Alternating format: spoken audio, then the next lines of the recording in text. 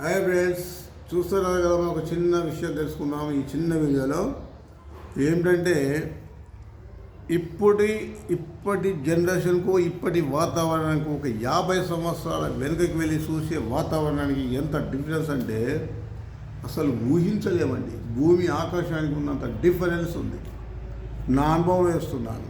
ఎందుకంటే ఇప్పటి వాతావరణ ప్రభావానికి ఓ 50 సంవత్సరాల వెనుకకు ఉన్నటువంటి వాతావరణ ప్రభావానికి చాలా డిఫరెన్స్. ఏంటంటే ఒక 50 సంవత్సరాల క్రితం అండి, అప్పుడు ఈ యొక్క తినేటటువంటి ఆహార పదార్థాలలో అన్నం చాలా తక్కువ అండి. అన్నం తిన్నవాళ్ళు ఒక పెద్దవాళ్ళు అన్నమాట.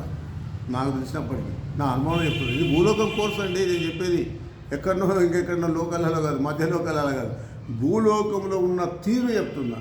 అంటే మీకు వయసు ఎంత ఉందండి? ఓ 300 ఏళ్ళు ఉన్నాయా అనుకోవాల్సిన పని లేదండి. ఓ 50 ఏళ్ళ కిందనే 60 ఏళ్ళు ఉన్న వాళ్ళని అడగండి చెప్తారు. అప్పుడు ప్రతి ఇంట మొక్కజొన్నల గడక వండుకొని తినేవాళ్ళు. మీరు ఎవరిని అడగని చెప్తారు. 50 నుంచి 60 సంవత్సరాల కిందికి ఉన్న వాళ్ళు. ఆ ఆహారము ఎంత బలమైంది అని అంటే అనపపప్పు, అనప గింజలు ఇప్పుడు మనం గిన్నెని కొనుకొచ్చుకొని ఏదో చేసి షాంపులుగా మనం వాడుకుంటున్నాం. అప్పుడు మొత్తం తినుబండారాల పప్పు అంతా కూడా అనపపప్పు ఎక్కువ. ఈ అనపపప్పు ఆయుర్వేదంలో ఒక పెద్ద మెడిసిన్ లాగా పనిచేస్తుంది, చాలా శక్తివంతమైంది. ఈ అనపపప్పు, ఈ మొక్కజొన్నల పౌడర్ పిండి గడక, ఆ గడక పోసుకొని ఈ పప్పు కలుపుకొని బ్రహ్మాండంగా తినేవాళ్ళు. తింటే దాని యొక్క అప్పుడు ఎలా ఉంటుందో తింటే అంటే మోషన్స్ ఫ్రీగా ఉంటుంది. అది లోపల పేగులకు పట్టుకోదన్నమాట. ఇప్పుడేం చెప్తున్నారు డాక్టర్స్ కానీ ఇంకా రకరకాల అందరూ చెప్పేది ఏంటంటే జొన్నలుంటే తినండి, పేగులకు పట్టుకోదు, బాగుంటుంది అంటే ఇప్పుడు మనం చెప్తున్నటువంటి విషయం అది. కానీ ఆనాడు మొక్కజొన్నలతో కూడిన గడక అనపపప్పు తింటే ఎక్కడ పేగులకు పట్టుకునేది కాదండి. పొద్దున లేస్తే లాట్రిన్ మోషన్స్ అంతా ఫ్రీగా ఒకేసారి వెళ్ళిపోయేది.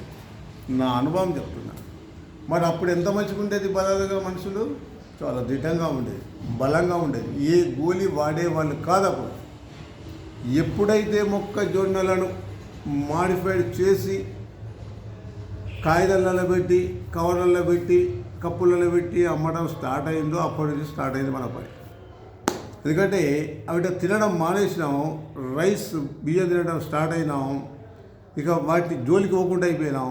మనకు పప్పు దొరుకుతలేదు, మొక్కజొన్నల గడక దొరుకుతలేదు కనుక ఇక రోగాలు స్టార్ట్ అయినాయి. అంతే, ఇంకేం లేదు. అర్థమవుతుంది కదండి. అంటే ఇప్పుడు మళ్ళీ దాంట్లోకే వెళ్తేనే మనం బాగుపడతాం. కానీ మొక్కజొన్నల కొమ్మని ఎవరు చెప్తారు? ఇప్పుడు మిల్లెట్స్, ఇంకా ఏదో రాగులు, సజ్జలు ఇవన్నీ తినమంటున్నారు, కానీ మొక్కజొన్నలు తినమని అంటలేదు వాళ్ళు. ఎందుకంటే వీళ్ళకి వాటి ప్రభావం తెలియదో ఏమో మరి.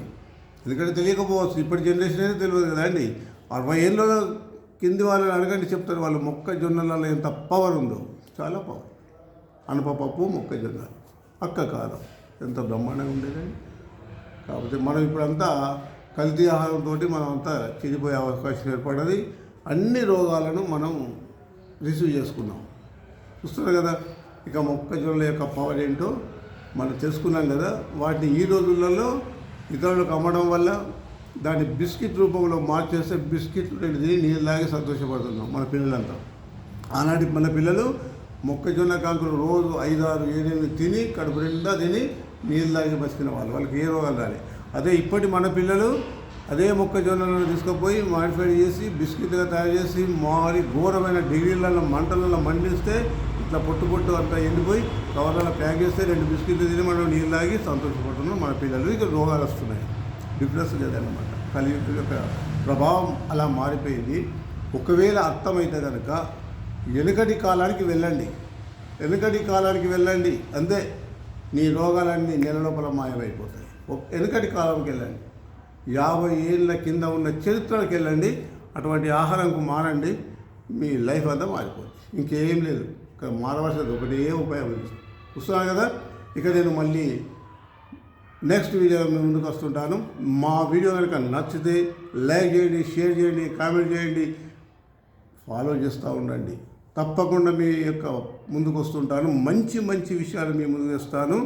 మీరు అందరు బాగుండాలి, నేను బాగుండాలి. ఓకేనండి.